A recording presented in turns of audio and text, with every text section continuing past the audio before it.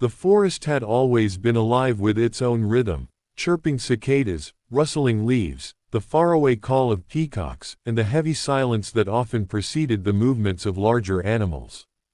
Deep inside the Kana Tiger Reserve, that rhythm was disrupted on an unusually warm monsoon morning. Clouds hung low, threatening rain but reluctant to burst, and the sticky air made both people and animals restless. Rangers on patrol were the first to hear the disturbance, a strange, furious droning carried on the wind. It was deeper and more furious than the normal hum of bees, a collective roar as though the very air vibrated with alarm. Moments later, their radios crackled. One of the ground staff, panting and out of breath, reported a tiger in trouble. The words tumbled out of his mouth. Bee swarm, tiger, covered head to paw, needs help immediately. For a moment, the rangers hesitated. Tigers were the apex predators here, rulers of their territory. Rarely, if ever, did they need saving. Yet there was no mistaking the urgency in the man's voice. By the time the rescue team was mobilized, word spread among the reserve staff. They had trained for forest fires, injured elephants, and even leopard-human conflicts, but a tiger under attack by bees was something out of nightmares. No one knew exactly what they would find.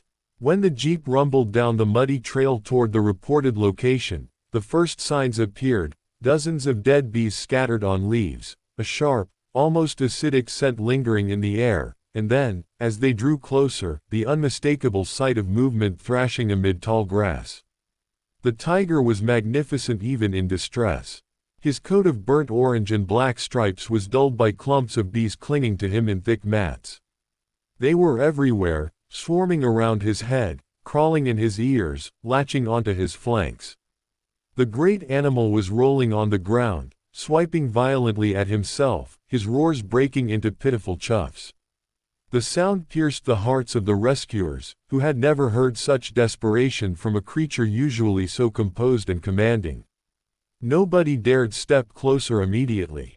Bees are territorial and relentless when provoked, and it seemed as though an entire colony had been disturbed. Perhaps the tiger had brushed too close to a massive hive hidden in a tree hollow. Millions, maybe, had descended upon him in a storm of wings and stingers. The team leader, Arti Singh, raised her hand, signaling her people to stay calm. She was a veteran of many rescues, known for her nerves of steel. Yet even she felt her chest tighten at the sight.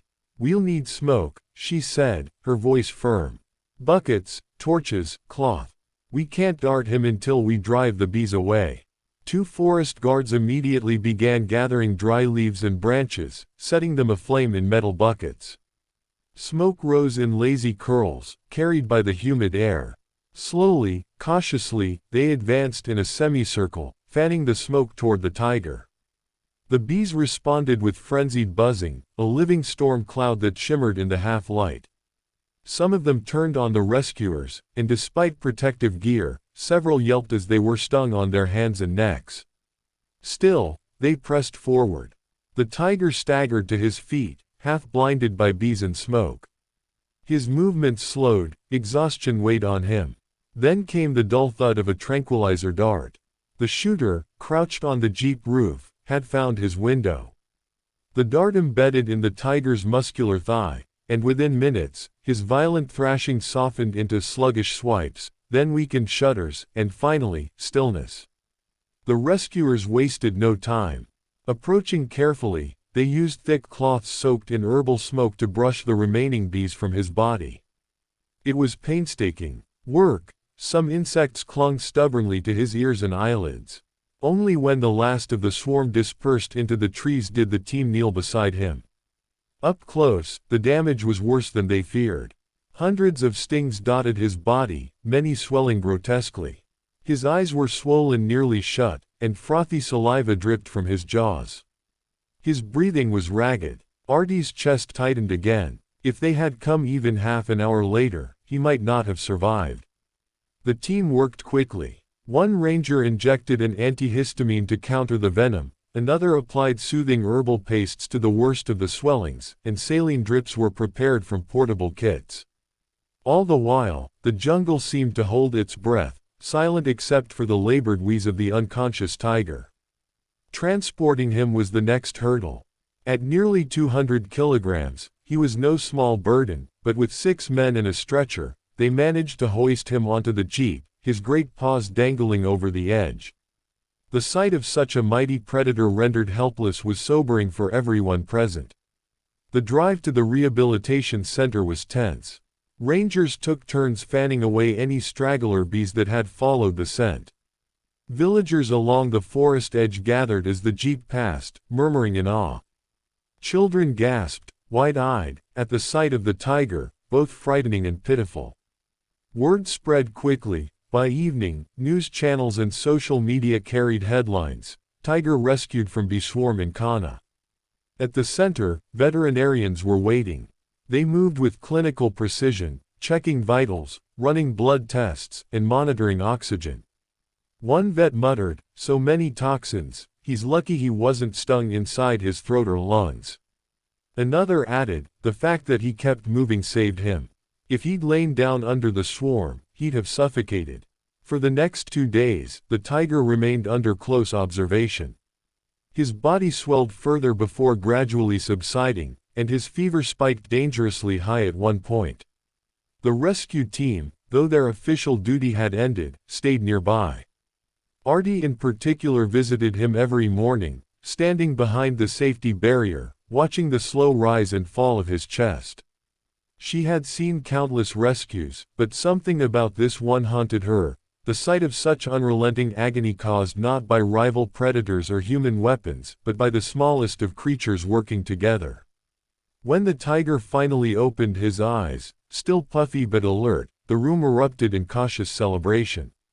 His growl, weak but defiant, sounded like a victory cry. He drank water, then accepted minced meat, his appetite returning. Each small step forward was noted carefully in reports. Meanwhile, speculation brewed about how it had happened. Locals told stories of giant hives hidden deep in old sal trees, hives so large they glowed golden in the sun. Some believed the tiger had been hunting near one when a branch snapped, unleashing the swarm.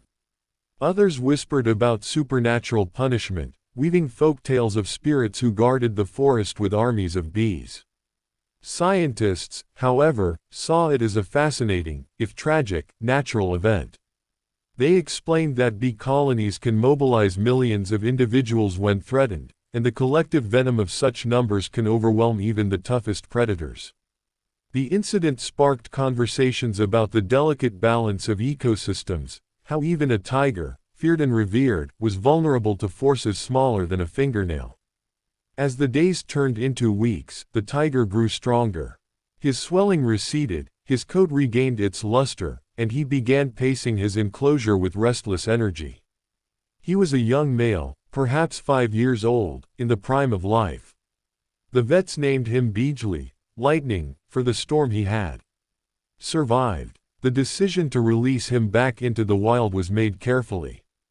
The reserve had to ensure he was not only healthy but also capable of hunting and defending his territory. When the day finally came, the rescue team assembled once more. At dawn, a truck carrying his cage rolled back into the forest. Mist curled between the trees, and the air was thick with anticipation. Villagers had gathered again at a safe distance, hoping for a glimpse. Artie stood near the release site, her heart pounding. The cage door lifted with a metallic creak. For a moment, Beejly hesitated, his golden eyes scanning the familiar wilderness. Then, with a low rumble that resonated through the earth, he leapt out. He paused only once, glancing back briefly, not at the humans, but at the open cage, as if acknowledging the ordeal behind him. Then he melted into the forest, stripes blending seamlessly with shadow and sunlight. The forest exhaled again, returning to its rhythm. Birds chirped, leaves rustled, and somewhere, deep in the canopy, bees buzzed as though nothing extraordinary had occurred. Yet for those who had witnessed the rescue, the memory remained indelible. It was a reminder of the fragility that underpinned even the greatest strength, a lesson in humility taught by nature itself.